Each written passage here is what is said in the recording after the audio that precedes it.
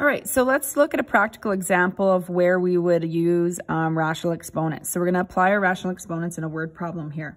So in example 5, biologists used the formula B is equal to 0.01 m to the exponent 2/3 to estimate the brain mass, which is variable B.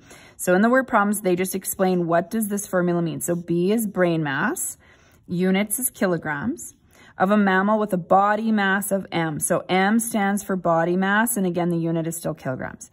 Estimate the brain mass of each of the following. So I don't like the word estimate really. We're going to calculate it, but if we round off, it turns into kind of an estimate. I guess because the question says that's what they used to estimate. So they're just matching up the words, but it's not an estimation question, just for clarification.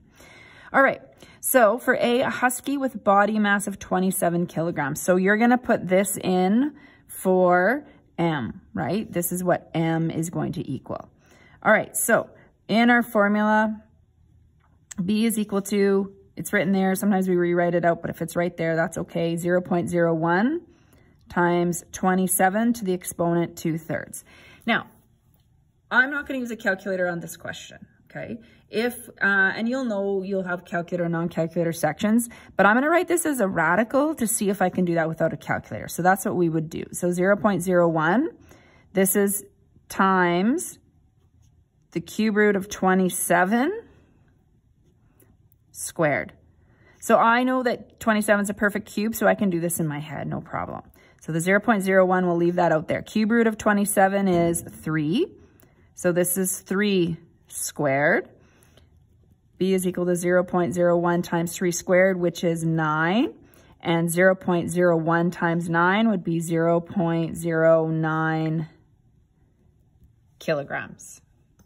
Okay, for example B, we're going to do the same question, but now polar bear with a body mass of 200 kilograms.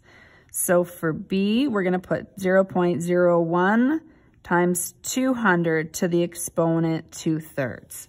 Now, if I wrote this as a radical, which I certainly can, 200 is not a perfect cube, so I would have to use a calculator and work this out. So to do that, let's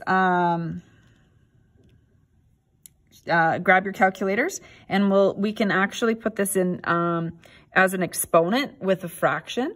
Okay, if you did convert it to cube root, then you would use your cube root button and square it, and both are perfectly fine.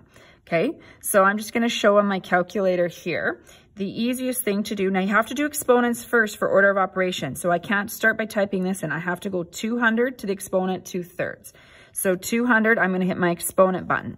Now, because you're putting in a fraction, your calculator needs to understand that the exponent is the 2 divided by 3. So we're going to put that in brackets. If you forget the brackets, your calculator is going to square it only and then divide the answer by 3.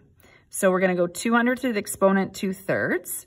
So that's going to give me, we don't have to write this out, but just so that you know if you're looking back, 34.19, etc. And then I'm going to times that by 0.01.